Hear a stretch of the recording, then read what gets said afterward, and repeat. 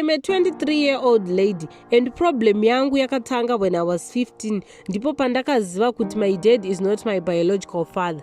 Ndaingoita mibvunzo ndichikura kuti why ndisingashandisi surname yababa, but ndaingoudzwa kuti wakatereswa birth namom cause dad vanga vasipo. Kutaura chokwadi hapana chandaishayiwa and my stepdad loved me.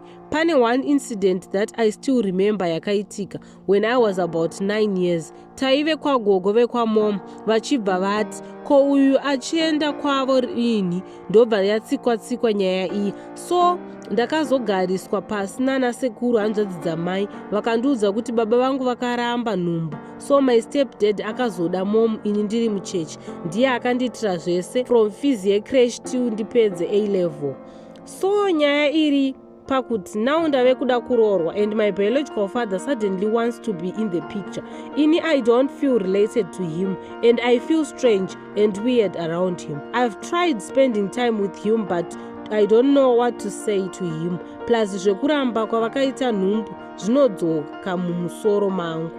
I forgave him but I wanna keep my distance. The other problem is anasekuru vangu vari kuti both my stepdad and my biological dad, they don't deserve kundirodza. Hanzi your real dad was absent and your stepdad haana kupedza kuroora.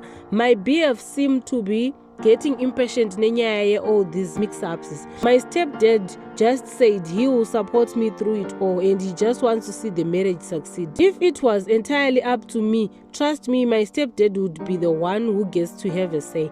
I don't know kuti ndodini. I know vamwe vanoti ukaroorwa biological father vako vasipo unosangana nema-problems, but if he is there, does it mean I won't have problems? And how many people vakarodzwa nana baba vavo chaivo but still divorced or faced problems? I'm sorry, I really get pissed and emotional when I recall the sacrifices that someone made and now that someone is made to appear irrelevant. Ndokumbira kubatsirwa kuti ndodii hama dzangu.